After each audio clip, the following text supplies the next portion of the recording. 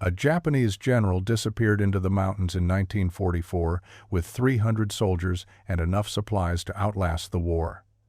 80 years later, climbers stumbled onto something that shouldn't exist. A fully intact military base carved into the mountainside, hidden so perfectly that thermal imaging had missed it for decades. What those climbers found wasn't just a historical artifact. It was evidence of a plan so audacious that even Imperial Command thought it was madness. December 1944. The Pacific War was collapsing around Japan.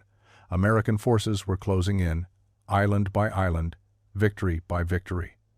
In Tokyo, military leaders knew the endgame was approaching. Most prepared for either surrender or a suicidal final stand. But General Takeshi Yamamoto had a different idea entirely. Yamamoto wasn't like other generals. At 52, he'd spent 2 decades studying guerrilla warfare, obsessing over how smaller forces could outlast superior enemies. He'd written 3 books on asymmetric combat that were considered radical, almost treasonous in their suggestions. While other officers praised honor and direct confrontation, Yamamoto argued for patience, concealment, and wars of attrition that could span generations. His superiors tolerated him because he was brilliant. His soldiers followed him because he kept them alive. On December 8th, Yamamoto received orders to defend the Northern Territories against an expected American advance. Instead of fortifying existing positions like every other commander, he requested permission to take 300 hand-picked soldiers into the Japanese Alps. His stated mission was establishing a mountain reconnaissance base. His actual plan was something nobody in Tokyo fully understood. The official record shows Yamamoto's unit departing on December 15, 1944. After that, nothing. No radio contact, no supply requests, no status updates. By February 1945, High Command assumed the unit had been destroyed or deserted. With the war intensifying, nobody had resources to investigate 1 missing general and 300 soldiers. What nobody knew was that Yamamoto had spent the previous 6 months secretly transporting supplies into a remote valley in the Hida Mountains. Rice, ammunition, medical supplies, seeds, tools, everything needed for long-term survival. He'd used civilian contractors who thought they were supporting a standard military operation. By the time anyone might have questioned the scale, Yamamoto and his men had vanished completely. The location he'd chosen was perfect, a valley accessible only through a narrow gorge that could be easily defended or sealed. Steep mountains on 3 sides providing natural concealment. A microclimate that offered slightly warmer temperatures than surrounding peaks, fresh water from an underground spring, and most critically, a massive cave system that could be expanded and fortified. Yamamoto's plan was simple in concept, staggering in ambition. He would create a completely self-sufficient base that could sustain his soldiers indefinitely. Not for months, for years, for decades if necessary. He believed Japan would lose the immediate war, but he also believed a longer conflict was inevitable. When that future war came, whether in 5 years or 50, his mountain fortress would still be there, waiting. His soldiers didn't understand at first. They'd followed their general into the mountains expecting a temporary assignment. When Yamamoto finally explained the full scope of his vision, reactions were mixed.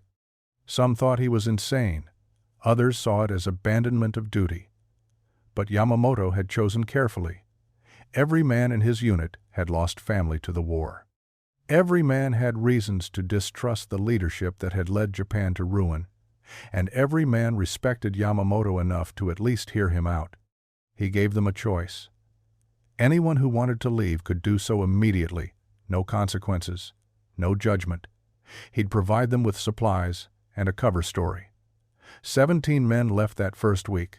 The remaining 283 stayed. What they built over the next 6 months was extraordinary. The main complex was carved directly into the mountainside, using the natural cave system as a foundation. Yamamoto had recruited mining engineers and construction specialists into his unit. These men knew how to work stone, how to shore up tunnels, how to create ventilation systems that wouldn't be visible from outside. They expanded the caves methodically, creating a network of chambers connected by reinforced passages. The entrance was camouflaged so effectively that you could stand 5 meters away and see nothing but natural rock face. A false wall of stone and vegetation concealed the actual opening. From above, from below, from any aerial angle, it looked like untouched wilderness. Inside, they built everything. Living quarters for 300 men, a command center, an armory, storage facilities designed to keep rice and supplies preserved for decades, a medical bay with equipment they'd stockpiled, even a workshop for maintaining weapons and tools. The underground spring provided water. Ventilation shafts disguised as natural fissures provided air. They installed a generator powered by a hidden water wheel in an underground stream. But Yamamoto's genius went beyond construction. He'd thought about sustainability. The valley floor, invisible from outside the gorge, was cleared and planted with crops. Rice, vegetables, herbs. They built greenhouses using scavenged materials. They established hunting protocols to avoid depleting local wildlife. They created a rotation system where small groups would venture out for supplies while the majority remained hidden. He'd also thought about morale. The base included a library of books he'd collected, a shrine for meditation, space for training and exercise. He understood that 300 men couldn't survive in a cave without purpose, without structure, without hope. The system worked flawlessly through 1945. While Japan burned and American forces invaded the mainland, Yamamoto's hidden fortress thrived in complete isolation. They monitored radio broadcasts, learning about Hiroshima, Nagasaki, and the surrender. The men waited for orders that never came, waited for the promised future conflict, waited for their purpose to become clear. August 15, 1945, Emperor Hirohito announced Japan's surrender. In the mountain base, Yamamoto gathered his men. Some expected him to order them to fight on. Others thought he might finally lead them home. Instead, he did something nobody anticipated. He told them the war was over, but their mission wasn't. Japan had surrendered, but the world was entering a new kind of conflict. America and the Soviet Union were already positioning for dominance. Asia would be a battleground for decades.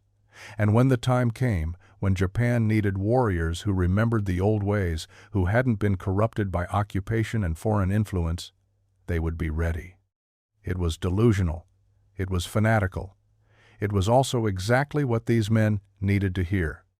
Staying made sense in a way leaving didn't.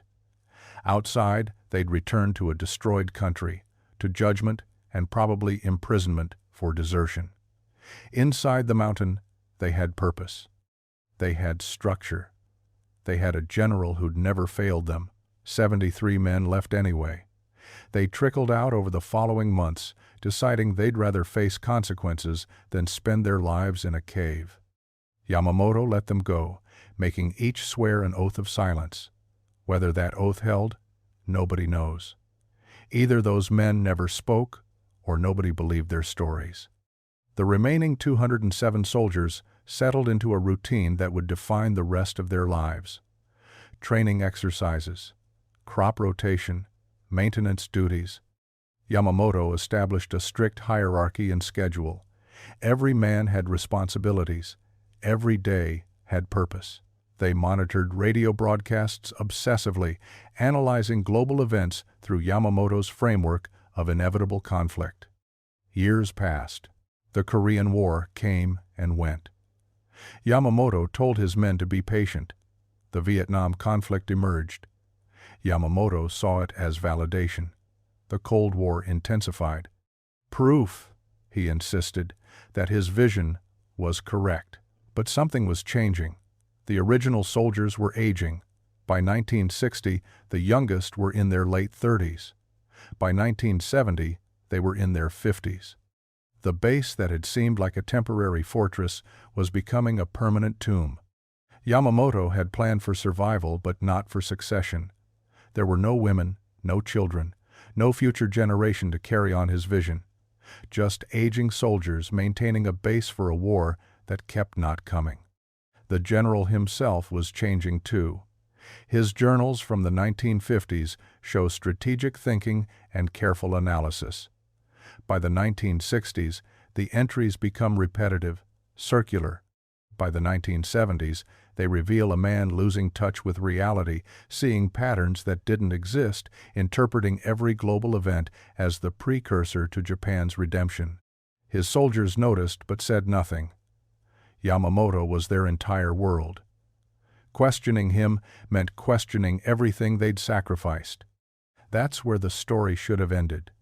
A delusional general and his aging soldiers, slowly dying in a mountain fortress nobody knew existed.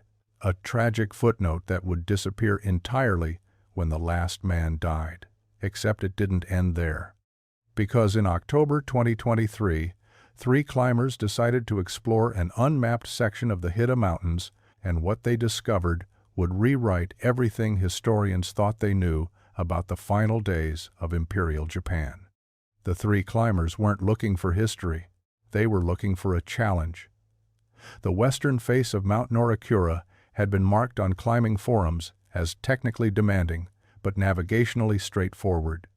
What the forums didn't mention was the narrow ravine system accessible only during late autumn when snowmelt revealed passages that stayed hidden most of the year.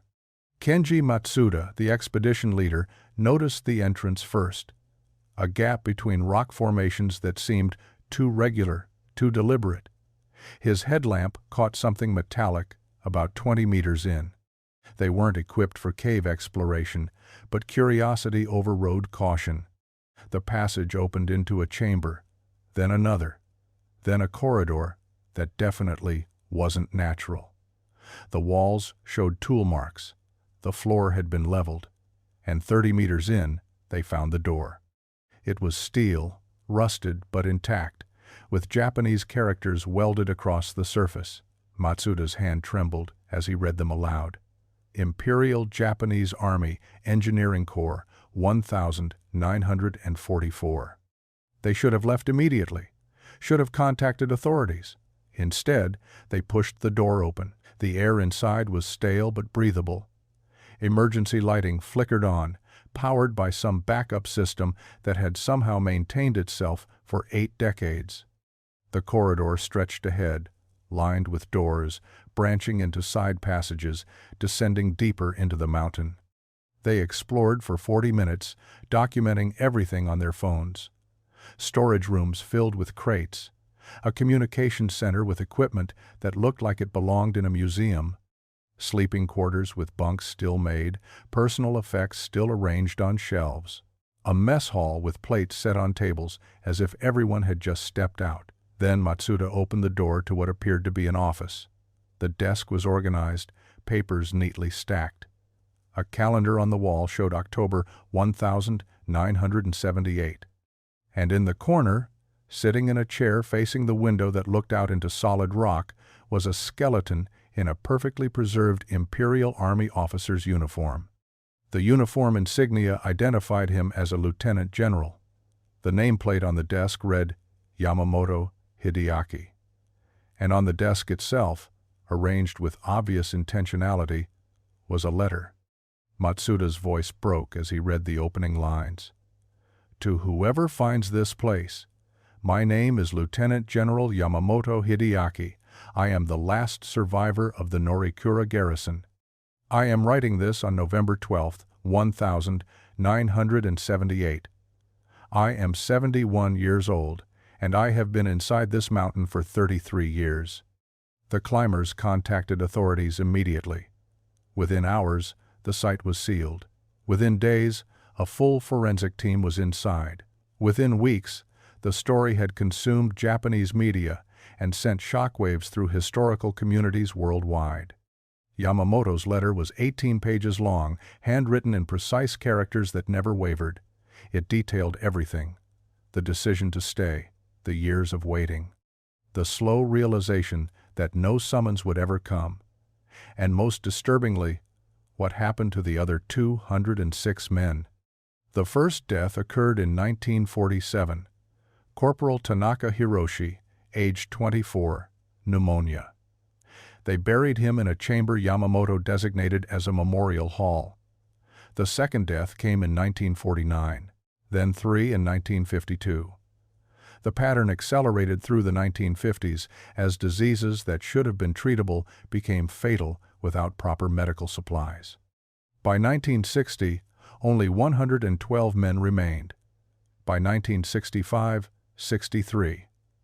The base that had been built for survival became a mausoleum. Yamamoto's letter described the psychological deterioration that accompanied the physical decline. Men who had been disciplined soldiers began experiencing hallucinations, paranoid episodes, violent outbursts.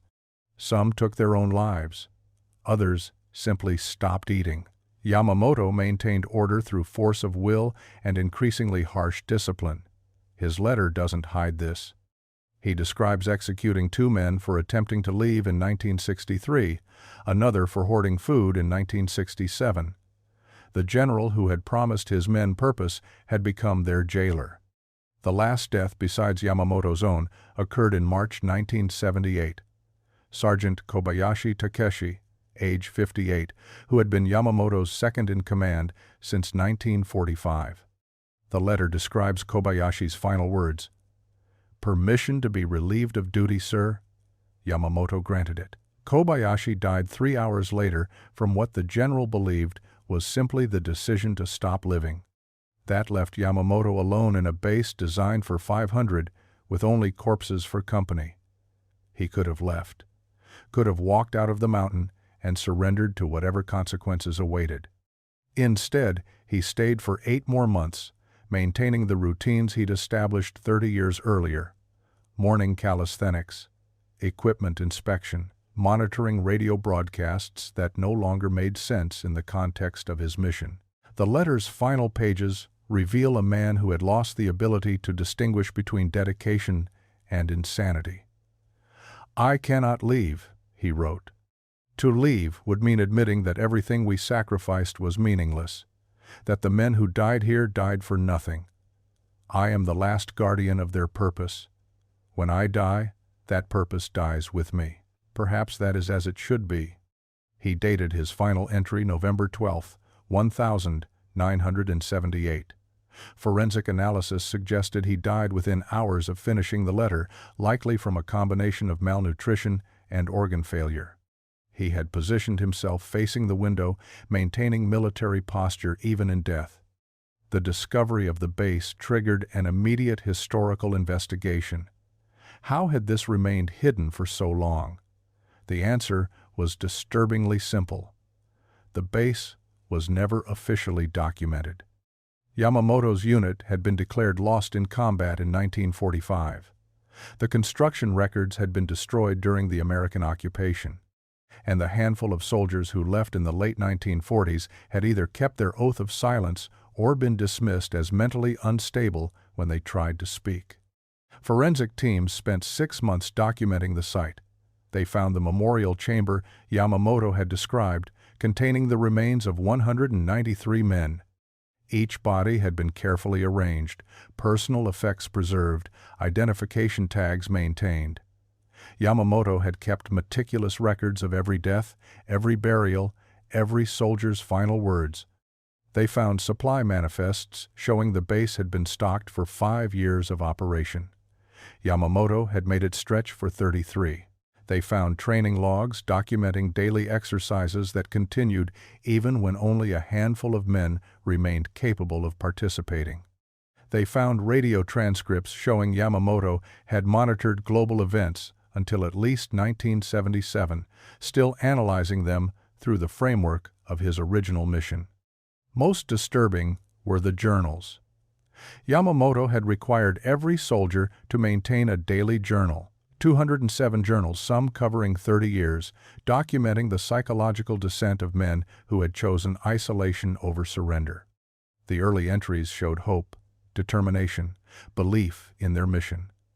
The later entries revealed madness, despair, and a desperate clinging to purpose in a situation that had long since lost all meaning. The Japanese government faced an impossible situation. These were technically deserters who had violated surrender orders, but they were also victims of a fanatical commander and their own misplaced loyalty. The decision was made to honor them as casualties of war, giving them proper military burials while acknowledging the tragedy of their choice. The international reaction was divided. Some saw it as the ultimate example of Japanese military dedication. Others called it a cautionary tale about blind obedience. Historians debated whether Yamamoto was a tragic figure or a war criminal who had effectively imprisoned his own men. But the story wasn't finished, because among the documents recovered from the base was something that changed everything researchers thought they understood about Yamamoto's motivations. A series of letters, never sent, addressed to someone named Akiko, and these letters revealed that the general's decision to stay in the mountain wasn't entirely about loyalty or duty or fanatical devotion to the emperor. It was about something much more human, much more understandable, and ultimately, much more heartbreaking than anyone had imagined. The letters to Akiko were discovered in a metal box beneath Yamamoto's sleeping quarters, wrapped in oilcloth to protect them from moisture. There were 87 letters in total, written between 1946 and 1978. None had ever been sent. None could have been sent. Because Akiko had died in August 1945 during the firebombing of Tokyo, Dr. Kenji Tanaka, the historian who first read the letters, described the experience as devastating. These weren't the writings of a fanatic. They were love letters from a man who couldn't let go. The first letter, dated January 1946, began simply, "My dearest Akiko, I know you are gone. I watched Tokyo burn from the ship that brought us here. I know our home is ash. But I find I cannot stop speaking to you, even if only on paper." Yamamoto had met Akiko in 1920, when both were students at Tokyo Imperial University. She was studying literature. He was studying military history. Their marriage in 1923 had been considered scandalous because Akiko came from a merchant family, not military nobility, but Yamamoto had insisted, one of the few times in his life, he had defied military convention.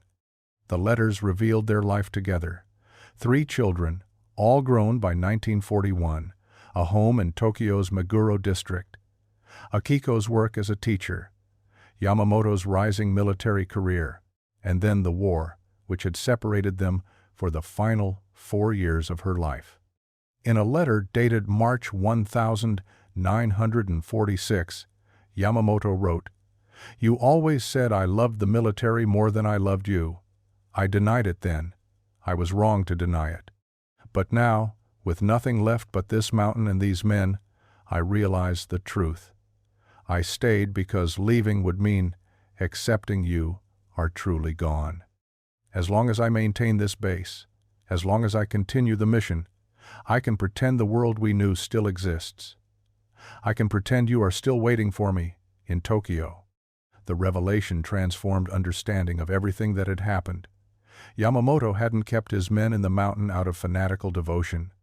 He had kept them there because leaving meant confronting a grief he couldn't bear.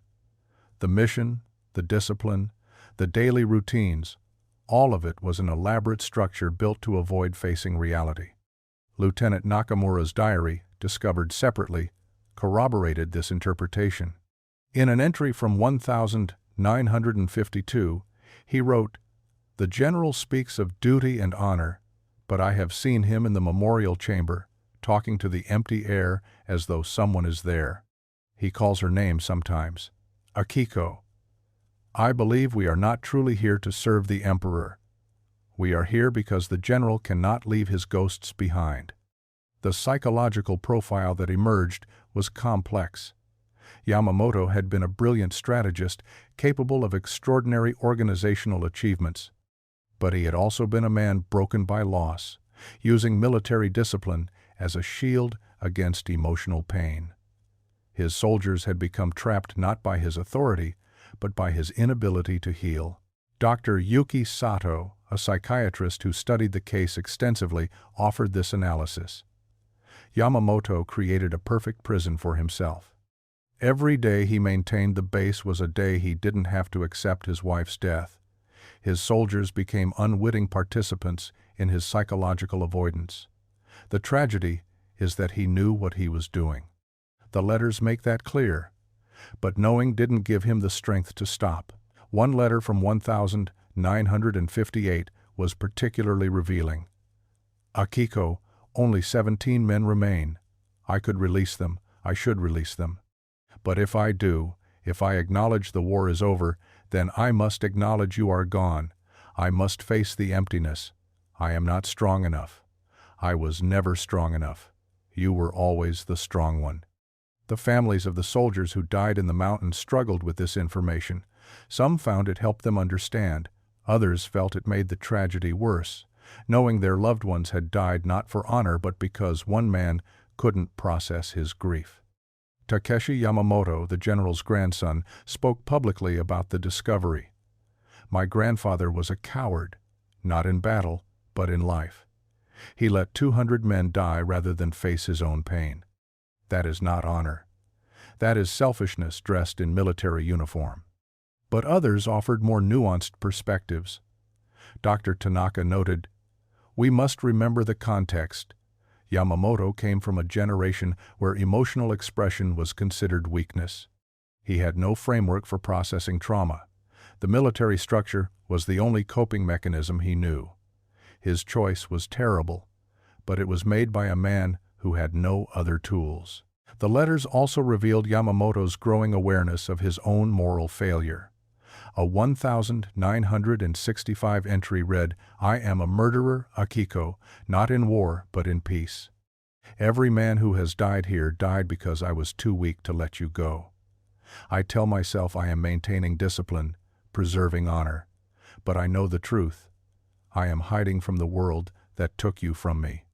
Perhaps most heartbreaking was the final letter, written days before his death. "Akiko, I am the last. All the others are gone.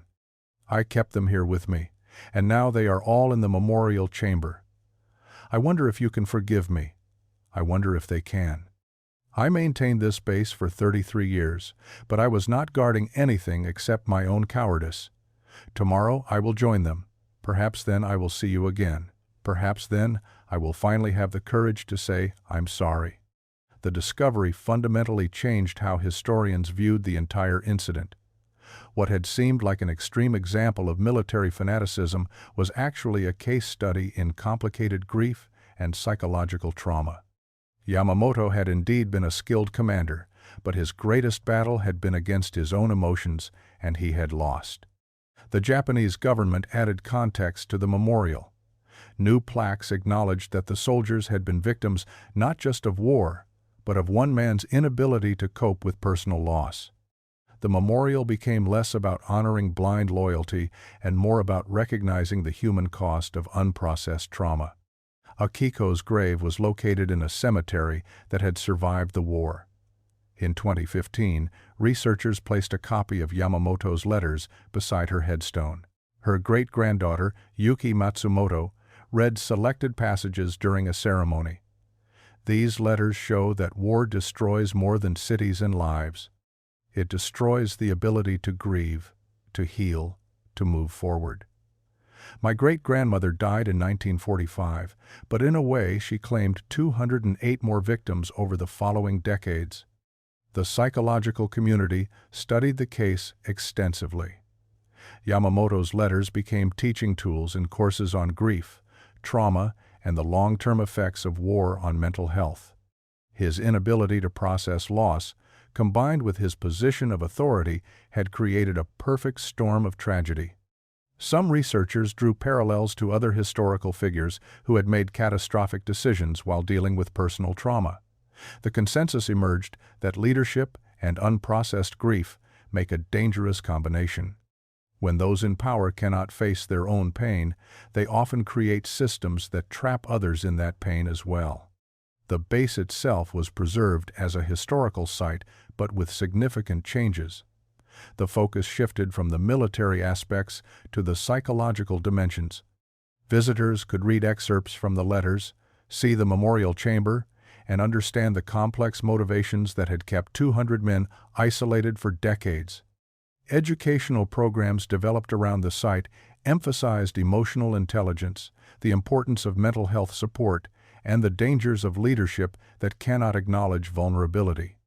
Yamamoto's story became a cautionary tale not about military discipline, but about the necessity of confronting grief rather than hiding from it.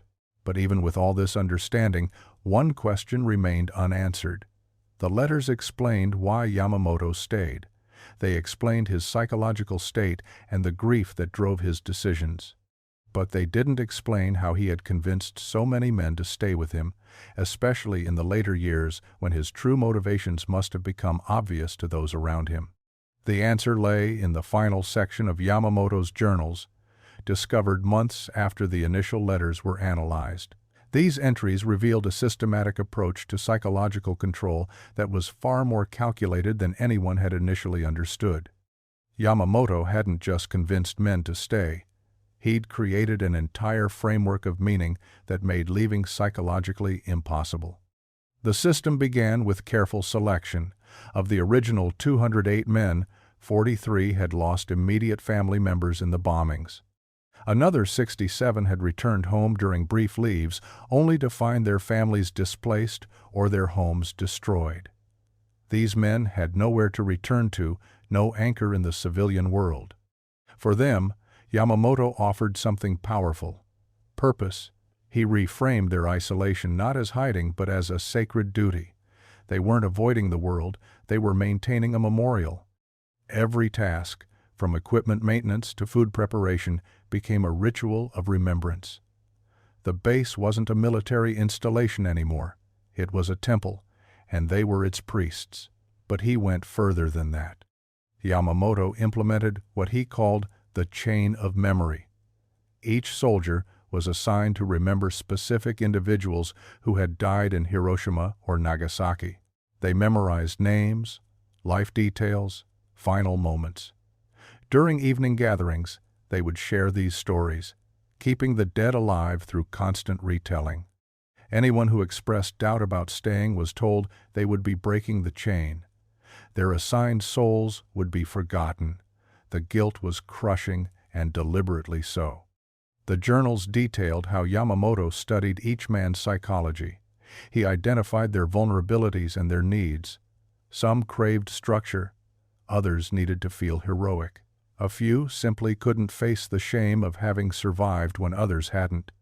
For the men who wanted structure, Yamamoto created elaborate protocols. Every hour had meaning, every task connected to the larger mission. Their days were so carefully orchestrated that independent thought became difficult.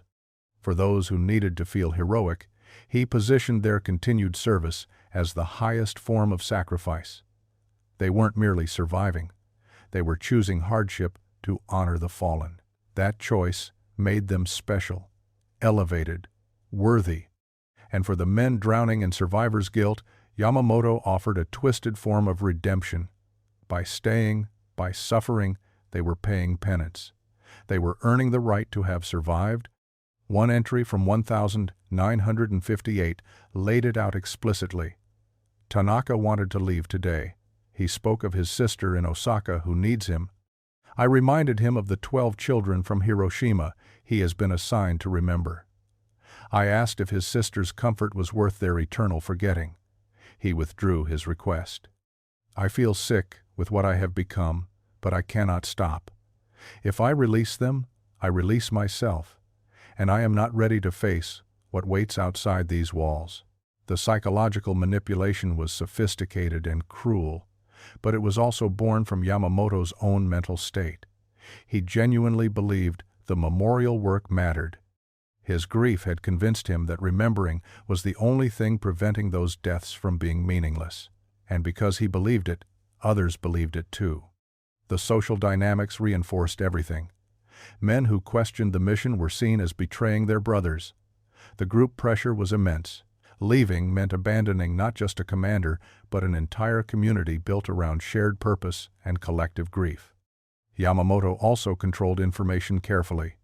He maintained the radio, but filtered what the men heard. He emphasized stories of social chaos, economic collapse, and moral decay in post-war Japan. The outside world was presented as dangerous and corrupt, while their isolated base represented purity and honor. By the 1970s, something else emerged. The original purpose had faded for many soldiers, but they stayed anyway because the base had become their entire identity. They'd been isolated so long that reintegration seemed impossible. They had no job skills relevant to modern Japan, no understanding of contemporary society, no connections. Staying wasn't about belief anymore. It was about fear. The youngest soldiers faced a particularly cruel trap. Men like Kenji Saito, who'd been 18 when they entered the jungle, were now in their 40s with no experience of adult civilian life. The world had moved on without them. Technology had advanced. Culture had shifted. They'd missed everything. Yamamoto's later journals showed awareness of this tragedy. I see it in their eyes now. They stay not because they believe, but because they are afraid. I have stolen their lives as surely as the bomb stole Akiko's. But I cannot give them back what I have taken. I can only continue the pretense that our suffering means something. The final mechanism of control was perhaps the simplest. Yamamoto made it clear that if anyone left, he would immediately end the operation and take his own life. The men who had spent decades caring for him couldn't bear that responsibility. They'd invested too much, suffered too much. To have it all end in their commander's suicide felt like the ultimate betrayal of everything they'd sacrificed. It was emotional hostage-taking, and it worked perfectly. When researchers interviewed the surviving soldiers after Yamamoto's death, the complexity became even clearer. Some expressed anger at being manipulated. Others insisted they'd stayed voluntarily and that their service had mattered. A few seemed unable to form any coherent opinion, their sense of self too damaged by the decades of isolation. Lieutenant Takeshi Ito, now 78, gave perhaps the most honest assessment. We were not prisoners in the traditional sense. We could have left. But Commander Yamamoto understood something about human psychology. If you give people suffering a meaning, they will endure almost anything. He gave us meaning. That it was built on his personal grief rather than military necessity doesn't change the fact that we believed. And belief is a powerful prison. The case sparked debates in psychological and military circles worldwide. Some viewed Yamamoto as a manipulative cult leader. Others saw him as a traumatized man who'd accidentally created a system he couldn't escape. Most agreed the truth contained elements of both. What made the situation distinct from typical cult dynamics was that Yamamoto himself was trapped. His journals showed constant awareness of the wrong he was doing. Unlike cult leaders who believed their own mythology, Yamamoto knew his memorial mission was really just elaborate avoidance, but knowing didn't free him. The letters to Akiko became the most widely studied documents. Mental health professionals used them to illustrate how unprocessed grief can metastasize into systems of control. Military academies incorporated the case into leadership training, emphasizing the importance of psychological support for commanders. But perhaps the most significant impact was on how Japan addressed its own historical trauma. The Yamamoto case forced conversations about collective versus individual grief, about the difference between remembrance and obsession, and about what societies owe to those damaged by war. Memorial services evolved. New rituals emerged that honored the dead while explicitly encouraging the living to move forward. The idea that suffering could honor loss was challenged and replaced with the notion that healing honors loss more effectively. In the end, the mystery wasn't really why Yamamoto stayed. The letters answered that clearly. The mystery was why understanding his motivations somehow made the tragedy feel heavier rather than lighter. Knowing he'd been driven by love and grief rather than fanaticism didn't absolve anything. It just meant that 208 men had lost decades of their lives not to madness or evil, but to one man's inability to say goodbye. Sometimes the most devastating tragedies aren't caused by monsters. They're caused by broken people who can't stop breaking others in their attempt to hold themselves together. Yamamoto's legacy wasn't about military honor or national loyalty. It was about the catastrophic cost of grief that never finds its proper end. The base remains open to visitors today, though access is carefully controlled. Walking through those corridors, seeing the personal effects still arranged on shelves, reading excerpts from the journals mounted behind protective glass, creates an overwhelming sense of waste. 208 men had futures, families, potential lives that never happened because one commander couldn't process his wife's death. What strikes visitors most isn't the military equipment or the engineering achievement, it's the ordinariness of the personal items. A soldier's carefully maintained collection of pressed flowers, another man's hand-carved chess set with pieces worn smooth from decades of use, a meticulously repaired pair of reading glasses held together with wire and hope. These weren't fanatics. They were regular people caught in an impossible situation, gradually realizing they'd traded their lives for a mission that existed only in their commander's traumatized mind. The memorial chamber hits hardest. 193 burial sites, each marked with a wooden plaque carved with the deceased's name, age, and date of death. Yamamoto had maintained them all, keeping detailed records even as his own health failed. The last entry in his burial log was for Sergeant Kobayashi, dated March 1978. Below it, in shakier handwriting, Yamamoto had added one final line. Next entry, Yamamoto Hideaki. Date unknown. May someone find us before we are forgotten entirely. Someone did find them. But 45 years too late to matter. The psychological studies continue. Researchers still analyze how Yamamoto's system of control functioned, how ordinary grief transformed into a machine that consumed lives. His techniques have been compared to cult indoctrination, to hostage bonding, to military brainwashing. But those comparisons miss something crucial.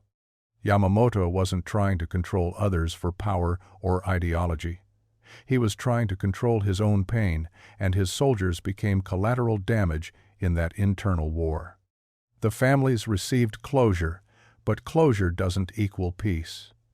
Knowing how their loved ones died, understanding why they stayed, doesn't erase the decades of wondering. It doesn't return the years stolen by one man's inability to heal. At the annual memorial service, now held at the base itself, survivors and family members gather to honor the dead. But the dominant emotion isn't pride or reverence. It's anger mixed with profound sadness for what could have been. Japan's self-defense forces added the Yamamoto case to their command training curriculum, but not as an example of dedication. It's taught as a warning about the intersection of authority and untreated trauma. Officers learn to recognize signs of psychological distress in themselves and their subordinates. The lesson is clear. Leadership without emotional intelligence creates disasters that echo across generations. The most haunting aspect remains the letters to Akiko. They weren't discovered all at once.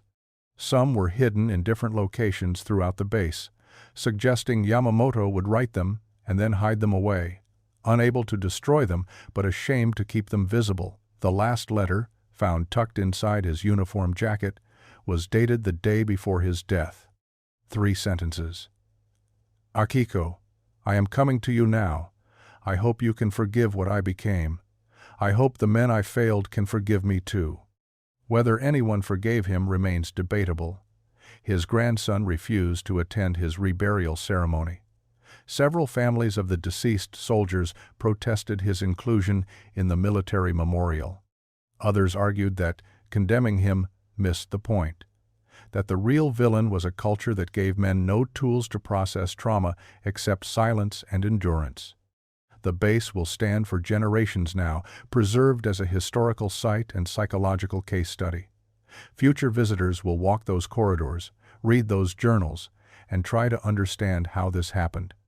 They'll look for the moment where prevention was possible, the point where intervention could have changed everything. But that moment probably came in August 1945, when Yamamoto first learned of Akiko's death and had no one to help him grieve. Everything after that was just the slow unfolding of that initial unprocessed pain. What happened in the Hida Mountains between 1944 and 1978 wasn't about military honor or national loyalty. It was about what happens when grief finds no outlet, when trauma meets authority, and when suffering gets mistaken for purpose. 208 men paid the price for one man's broken heart, and the mountain kept their secret until climbers stumbled onto evidence of a tragedy that should never have been possible, yet somehow was. This story was brutal, but this story, on the right-hand side, is even more insane.